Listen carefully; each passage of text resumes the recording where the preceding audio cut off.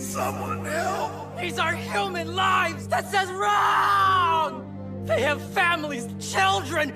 They're our friends and we're watching them! Not subscribe. Card Kaizoku. This video is brought to you by Nengarden. To celebrate their 1-year anniversary, they're thanking fans with a huge sale. Plus, you can use code CardKaizoku at checkout for an extra 5% off your order. This video is brought to you by Adakai TCG. Shop the latest in premium holographic textured custom One Piece cards. Designed for collectors, crafted to stand out. Use code CardKaizoku for 15% off your next order. This video is sponsored by Gumgum.gg. See Western OP11 list and Eastern OP12 list on Gumgum.gg. Updated daily. Be the first to see decks for new leaders as they emerge. With over 1,000 deck lists per set, Gumgum.gg has all the top strategies as soon as they drop. This video is sponsored by Card Market, Europe's largest online marketplace for trading card games. Alright, it's week 3 of OP12 data here. We're going to be taking a look at the top leader rankings from my website. These are all stats that I've aggregated and presented here at carddkaizoku.com. Link in the description below. We're going to be taking a look at Western format games for the last week. Private games only. Private meaning that these were played in a private lobby. This is my way of estimating what the ranked stats would be. I'm not affiliated with the ranked people, but all ranked games are played via private games. So the majority of them will be presented in these stats here. But before we jump into things, I want to show off some of the new features on my website too, if you guys don't mind. This video is sponsored by me. So yeah, I have on screen here my match history results. There's actually a button in the sim that you can click that takes you to your own match history. This is like the basic view of it. You get to see your matches here. You can see like the deck that you use in a match and then the starting hands you had in that particular match. There's a detailed player stats button here that'll take you to a more robust view of this. So we'll just click that. I just want to show off. This is what I've been working on as of recently. So yeah, now you can filter it by the region. So Western, Eastern, Unlimited. I haven't played in East or Unlimited in a while, or at least not on private games with ranked. So public, there's probably going to be some Eastern here. Yeah, and then we'll just take a look at my public Western stats here. I want to show off that it'll show off like your overall statistics here, your most played leaders, highest win rate, and which leaders you're losing the most against. And then this is the section that I work the most on. So down here, it shows the breakdown of the leaders you played. And it even shows you your performance with them, like your wins and your losses, your going first versus going second win rate.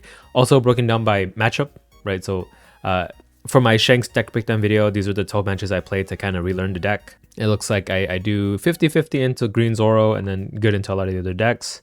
0% win rate into red green smoker, but I only play one game. And then drill down even further. So let's say you had multiple deck lists. For this Shanks deck, I only ran one deck list, but let's say like for this green Zoro, for example, I ran 2 different lists for green Zoro, testing them out. It breaks down the 2 deck lists that you ran, their performance, and then their matchup spread. I don't have too much here. Mostly played against the blue-black Sakazuki with this deck. I think I played the same guy like 4 times. That's why it shows up here 4 times. And then yeah, the other deck, I play against the Smoker and the Kuzan. So this is a good way to help track your deck list performance and maybe give you some insights on which of your deck list changes are more meaningful than the others, right? I'm sure someone who's kind of more of like a one trick and plays like mostly one leader with a bajillion more games than me is going to have a more significant sample size to learn something from. Mine is kind of sparse due to the fact that for YouTube, I have to switch leaders quite often. So that's why there's like already 4 leaders here for the past 2 weeks of OP12 data. But yeah, that's there in case you guys wanted to utilize that. That's there for you guys. Probably more useful for you guys than it is for me, but just wanted to show off some of the things that I coded. And then it's going to be matches from 8/27 onward, because that's the day that the sim updated to switch that Western format to OP12 with the ban list too. All right, back to the leader rankings. There's going to be some other new features too that are in the leader specific stat pages that I'm going to show off. But yeah, the top 10 for this week is going to be Green Bonnie staying at number 1, followed by Blue Purple Luffy at number 2. Blue Purple Luffy not going anywhere, still a top meta deck, just not like best deck in format. I think, well, it might still even be best deck in format, but just not. The gap is not as wide as it was before. Then Rayleigh at 3rd, Enel at 4th, going up 3 spots, Green Zoro at 5th, Shanks at 6th, Green Purple Luffy at 7th, going down 3 spots, Kuzan at 8th, Piss Kid at 9th, and then Teach at 10th. So I would have to say Blue Kuzan has solidified himself as a top 10 deck now. It's been weeks, even like before the set release when we were looking at Eastern data, Blue Kuzan was top 10. So now I would confidently say he is one of the meta decks at the moment. Likewise with Teach always hovers around the top 10 mark here, never falling below, at least not in recent memory. But right after that, if we go down a little further, we see Nami at 11th, going down to Kagura at 12th, Lucci at 13th. So people are starting to figure out Lucci list now in this blue purple Luffy nerfed meta. That's kind of the nature of removal decks. They just have to adapt to whatever current meta there is, the new ones that pop up based on ban lists and stuff like that. Koala going down 1, blue purple Sanji after that. I would expect Sanji to go up because I think he did pretty well over this weekend at some of the regionals. I think one particular regional, it was really Sanji heavy for some reason in one region. I'm going to do like a tournament breakdown video too, maybe sometime this week, in a similar style as this. And then Sakazuki going up a slot. So yeah, same with the Lucci. People are kind of figuring out how to play removal. Yamato at 17th, Smoker at 18th, Katakuri at 19th, and then Purple Luffy at 20th. So yeah, Red Green Smoker not doing too hot at all. People really like this deck. They really think it's really good. I do think it's once Premium Booster 2 comes out that Red Green Smoker actually becomes good. Until then, it's kind of like in the waiting room. Personally, that's how I feel about the deck. But yeah, there's a lot of fans if you like denigrate this deck that are gonna let you know otherwise, it seems. And then Ace and Whitebeard, the starter deck came out, so let's try to find where they are. Okay, Vegapunk went up 14 spots. Kind of curious to see what his deck list look like these days. And then Lim too, let's take a look at Lim. So Ace and Newgate at the moment 29th, so we'll see what people are trying with this new, very brand new starter deck they just released. But actually should have been released a long time ago for us, right? We got 23 to like 27 before we got 22. It's kind of funny how that happened. With Doflamingo down to 31st, I don't know, I saw some hype with Doflamingo for a bit, but I guess it kind of fizzled out. Zoro at 35th, this is criminal. I feel like Zoro is pretty good into a lot of the meta. I'm just curious to see his stats. This is just for me, so I'm going to take a look at that. Let's look at the removal decks too. And how about Enel? So that's going to be the leaders we're looking at for the week. If there's a particular stat you want to see, I probably covered it in like the week 1 or week 2 video, so you can check that out. And if you want more real-time data, you're just going to have to use my website or wait for me to feel like looking at that leader again in the future. So here are Enel stats for the past week. So going first, he has a win rate of 45.97. Going second, he has a win rate of 59.8. So you do want to go second if you can. Here are his matchup spreads below. So really good into Rayleigh, good into Zoro, good into Yamato, good into Sakazuki. Weak into Koala. Weak into Blue Purple Luffy, who is still around. Weak into Teach, because Teach nullifies your leader ability. Weak into Kuzan. He does swarm the board. It's kind of like how Purple Luffy was good into Enel in the past too. Same with Kagura, except if you go second, it seems you do kind of favorably into Kagura. Shanks too. But on average, you lose to him, you completely lose to Bonnie. Dang, you really lose to Green Purple Luffy going first. But yeah, these are Enel's matchups. And then down here is the starting hand section. These are the most commonly kept cards in starting hands in an Enel deck. Surprisingly, it's this Rush Enel. Oh, actually, a lot of these keep percentages are kind of similar, at least here. So it kind of signifies that Enel's a pretty starting hand agnostic kind of deck. You don't really need to hit like your optimal curve. You don't need to hit nuts to play Enel. You'll eventually find the cards that you need. But slight edge over the other cards is the Kuma to heal on your 7 or your 6 even. Enel to heal on your 10, and then Kikunojo out. And then here's a new section that I added, the most common curve. So I evaluated all Enel games, and then I listed out the cards on the whether you're going first or second on the curve, the most played cards of all those games. So it looks like when you're going first, just due to the nature of this being a 1 Dawn card, the Mark Axum is the most played 1 Dawn card in all Enel games because it's the only probably 1 Dawn card that Enel runs. And then on your 3, Shirahoshi is the most commonly played card. On your 5, it looks like some people run this Kuzan, 4-cost Kuzan. On your 7, it's of course the Kuma. On your 9, it's Katakuri. And then on your 10, it's the Rush Enel. Going second, on your 2 Dawn turn, you play the blocker Shirahoshi. And then on 4, it's the Kuzan if you wanted a 4-drop to play. And then on 6, it's Kuma, 8 Katakuri, 10 Enel, and then 10 Enel. It seems like no matter what, once you hit 10 Dawn, Enel is like your best play. So yeah, this is a new data point that I've added to this leader stats section here. So we'll take a look at his deck list. I kind of changed this page too. Before I had like 4 squares on screen. It's still 4 squares, but I stacked them on top of each other. So it's broken down into 4 categories. These are 4 deck lists for Enel. Top overall takes into account the number of games with respect to the number of the win rate and then the number of people playing it. Right, the more people playing it, the more confident it is in this list being kind of like the top overall deck list essentially. Most piloted, where this just takes into account the most number of people playing the deck. In this case, this happens to be the same deck list. most played, most number of games with the deck, which coincidentally in this case is also the most played and most top overall deck list. And then Hidden Gem, this one just takes a look at the number of games with respect to the win rate and doesn't care about the number of pilots. Doesn't even care about the number of games, but this is a way to potentially see some like rising deck lists that people maybe should pay attention to. And then with each of these deck lists, I also have a button here. If you click it, it shows their matchup spread of this deck. So it just helps you see like, oh, this Enel deck is good into Green Zoro, weak into Bonnie, weak into Yellow Kid, stuff like that, in case you wanted to see that information as well.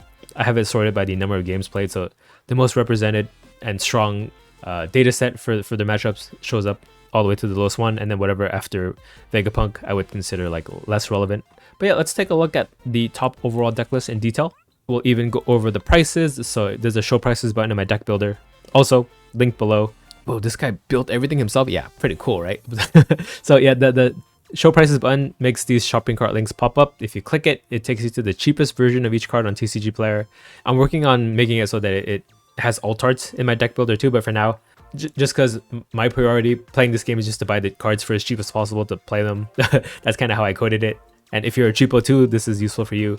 Also for your convenience, because not only am I a cheapo, I'm also lazy. There's a mass entry button here. If you click that, it copies the entire deck list to your clipboard. You just Control V it into TCG Player, and then it'll add the entire thing to your cart. Buy the whole deck in one click, you know? So yeah, I got you guys, and both of these methods go through my affiliate link, so if you wanted to support me, this would be a great way to do it. So this Enel deck is $302, most of the price being this freaking Kuma, 176. What is that divided by 4? Let me do some math here. Like 45? That's pretty close, right? 45, 90, 90, 180? Hey, I'm not so bad at math. Kind of bad, but not so bad. But that is going to be more than half the price of the deck here. Unfortunately, I do think you need this one of this 7 cost Rush Enel to be cheeky, but you still have this 10 cost Rush Enel. Ooh, 1 Arc Maxim. What is this for? KO all of your opponent's characters at the cost of 2 or less. What, huh? So you cannot combo with cost reduction. This just kills a bunch of chump blockers. Oh, wow. Well, I guess in the late game, if your opponent does have like 1 chump blocker out, you just pay 1 Don and you can kill the chump blocker, right? So I guess that makes sense. Right, you can kill like a Koshiro or like a Apu or Ripper blocker for 1 Don. Yeah, if you had multiple, even better. So that's pretty spicy actually. I like that. No Yamato. Drop the Yamato. There's 3 8 cost kids for burn. 4 Oh My Gods, of course. Oh, these are like $14 for a full playset. Dang. Like $3 each, $4 each. Tree fitty. Okay, so it does run the Egghead Nami, does run the Luffy. This Sabo is pretty nice. It's like a Flampe, but as a blocker too. They also cut out the Flampes entirely, Flampai.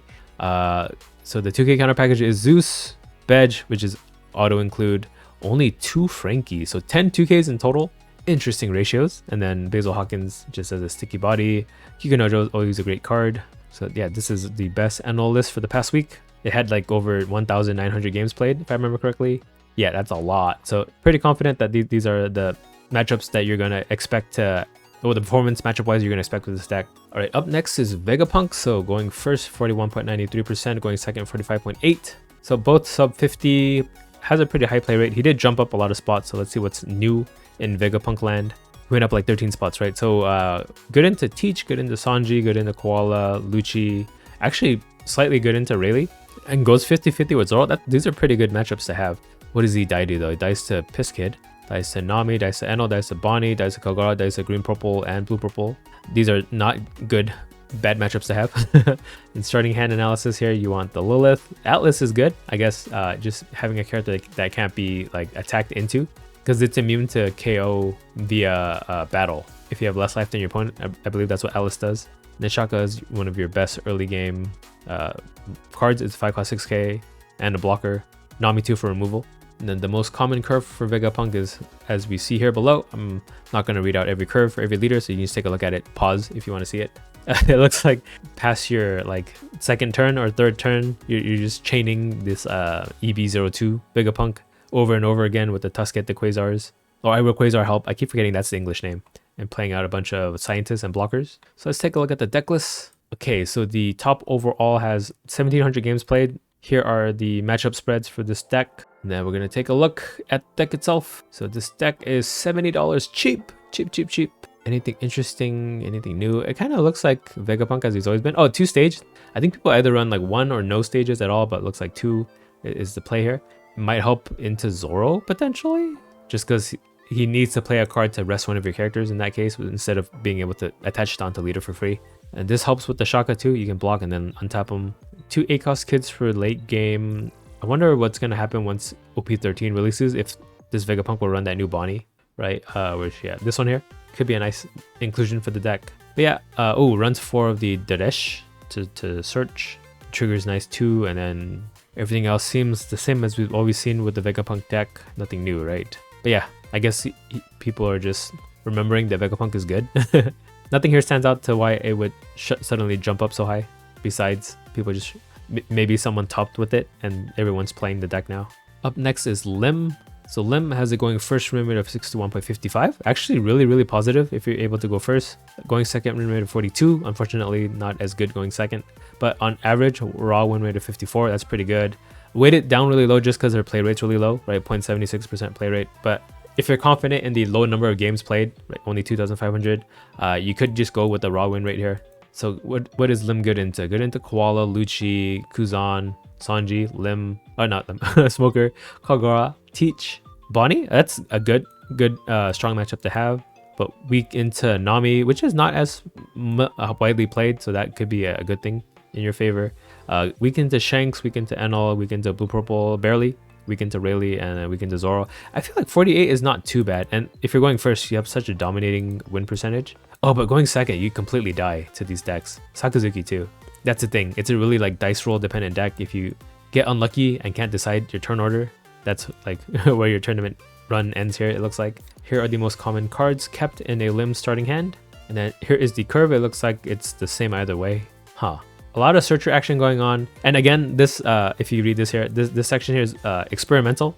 This is my first pass at writing an algorithm to calculate this up. It will get refined, or maybe this is actually the best curve for Lim, actually, in the end. Who knows? Or at least it's the most common curve, right? You always want to play the 3-cost Lim if you can, if you have the Dawn to spare. Oh, I know why. Okay, so Lim is something I'm going to have to check my code with. Because you always hardcast this 3-cost Lim. I'm wondering if I factor in the leader ability to cheat out a character. Maybe that's the issue. That's why this 3-cost Lim and the Sakazuki come out. Because these are the 2 cards that never get cheated out with leader ability, most of the time. Okay, editor, make a note for myself to fix this or look into it later to investigate. Let's take a look at some Lim deck lists. Alright, 269 games, 57.6% play win rate, and then 35 pilots. Here is the matchup spread for this deck. Confidently really good into Rayleigh and Zoro here. And Bonnie, so let's take a look at the deck in detail. Okay, top end, no 9-cost Zoro, I noticed that right off the bat. Runs Judgment of Hell, this is good into Zoro.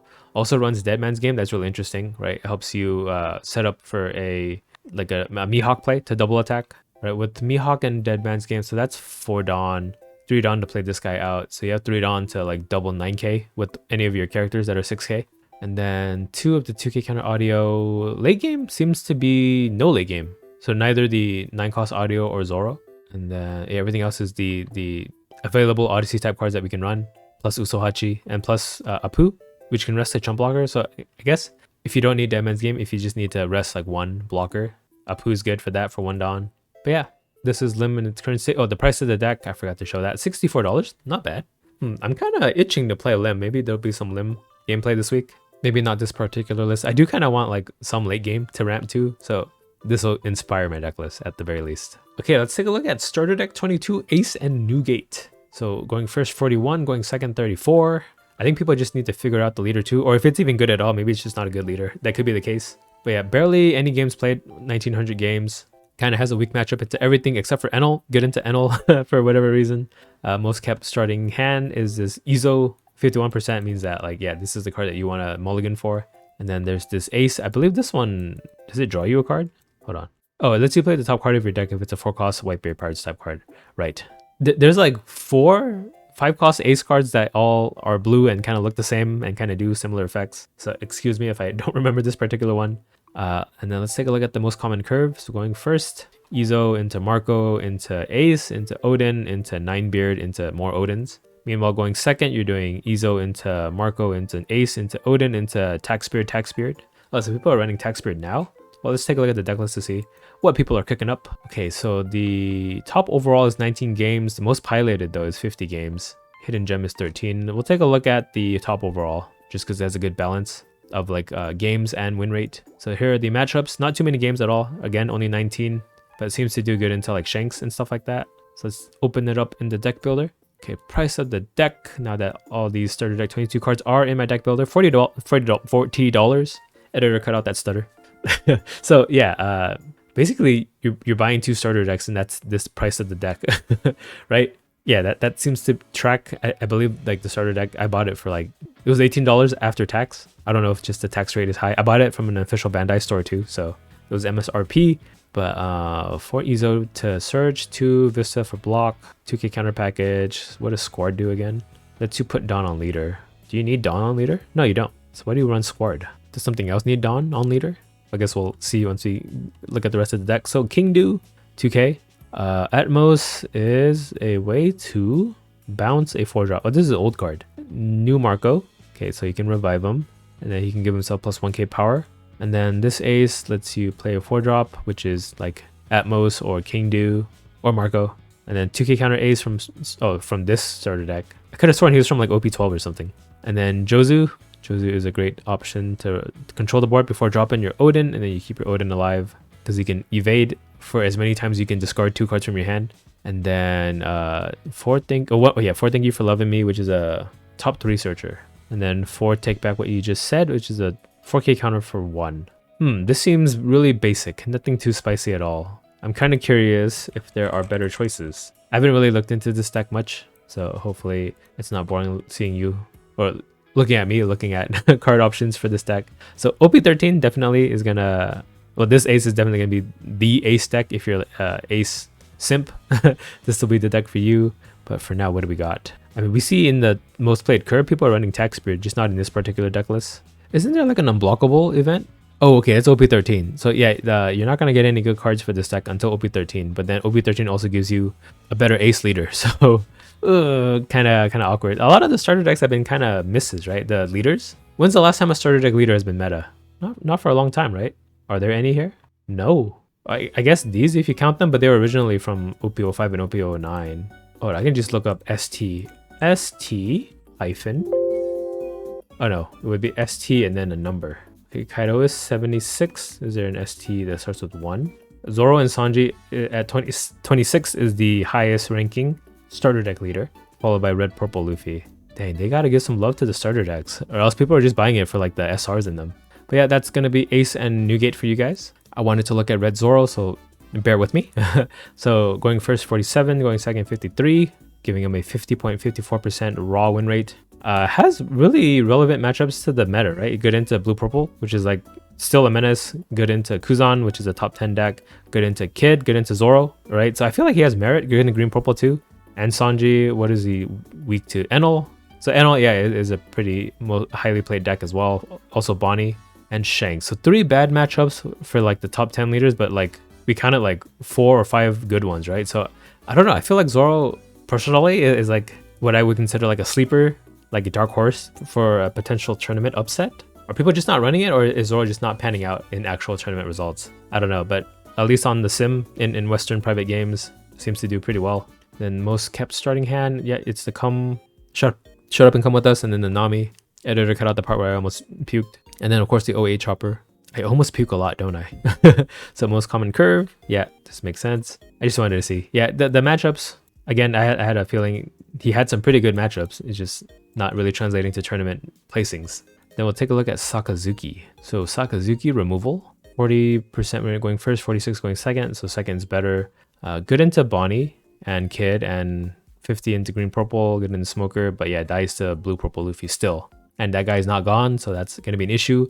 Completely countered by Sanji. Sanji is like Buggy, where removal doesn't do anything to either of those decks. Unfortunately, dies to green Zoro. And also dies to Blackbeard because you can lock out all your own plays, unfortunately. And yeah, kind of weak matchups into a lot of things, even into Lucci.